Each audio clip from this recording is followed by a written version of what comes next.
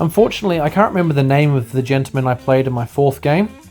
He took Tunguska, and he was pretty experienced, and I think he was from Melbourne. I'd never played against Tunguska before, but I had played Corregidor, and I don't think that they were that different. Jason was playing Tunguska on the next table, and I quickly asked him if he had any advice going in, and he said to watch out for burst 6 Kriza Borax, which wasn't much help since my opponent didn't take any Kriza Borax. I was extremely happy to play on what I thought was the most gorgeous board at CanCon. The detail in this spaceship is all there, all the little buttons are painted and so on. I love the sci-fi colony aesthetic. In terms of actually playing on it, I was pretty concerned about the indoor corridors, since I'd never played in anything like that before. In the end, I decided that the corridors should suit an army with short range bands and good melee like JSA, so I deployed pretty much my entire army in it, especially since we played the ceilings as blocking the line of fire from the outside. I was only able to remember about 5 or 6 models from my opponent's list. Putting them into Infinity Army, that makes up about 2/3 of his points. The main thing was the pure Hollow Man Link with Perseus and Grenza Sniper.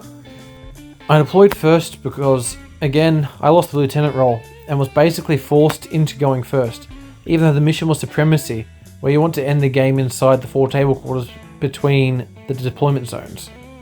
There's also a console in each deployment zone that's worth some points. For the first time, I took the Oniwaban list so that I could take out the expected Kriza Borak and put him here, so that I wouldn't risk failing an infiltration roll. My killer hacking device Ryukin was nearby here, ready to cap this objective at any time, and guarding the entrance through this building. There were also other entrances here and here.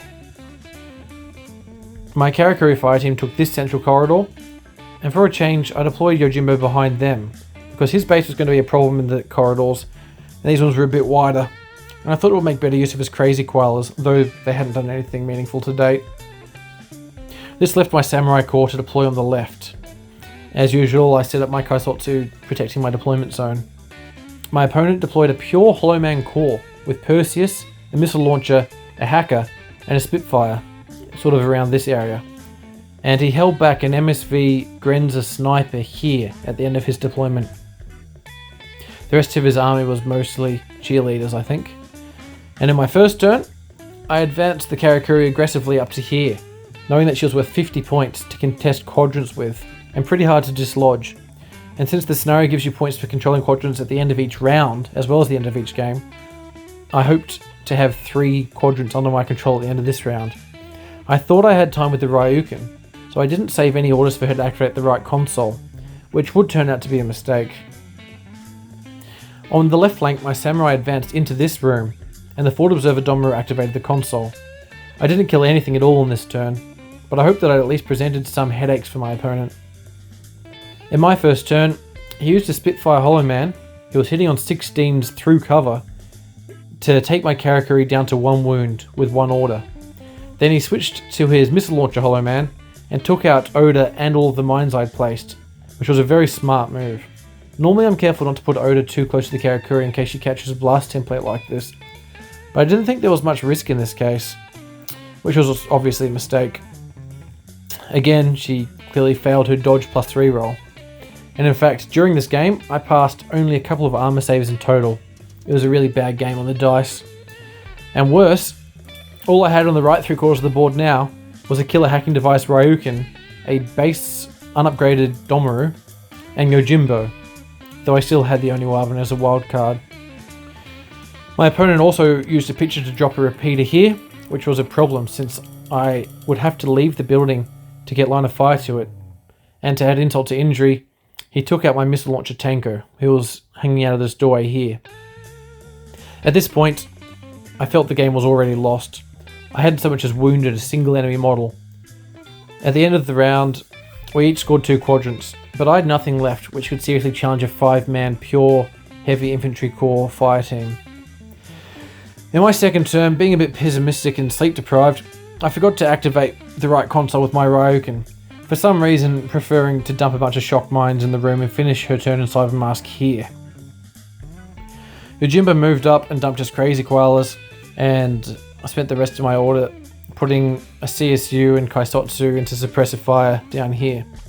I knew they were all just speed bumps, and it wasn't really worth it since playing the auto economy is for a tight game, whereas my opponent had complete control of the board here, and in order for me to get it back I would have to somehow kill at least 3 heavy infantry pieces. In my opponent's second turn, he entered the building with his Hollow Man fire team through here, and killed my Domaru and my Ryukin. There was a rules error here since he targeted a Kaisotsu with a Chain Cult template, which went through the Ryukin and killed her.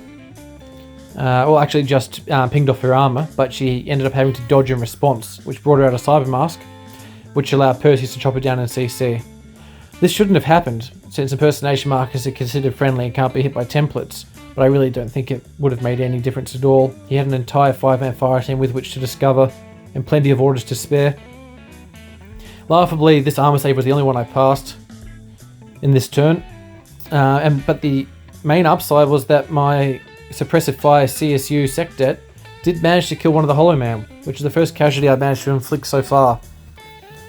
In my third turn, I moved my Samurai out of the building towards this antenna, though only my Kempe Tai and the Fort Observer Domaru survived the extraction process.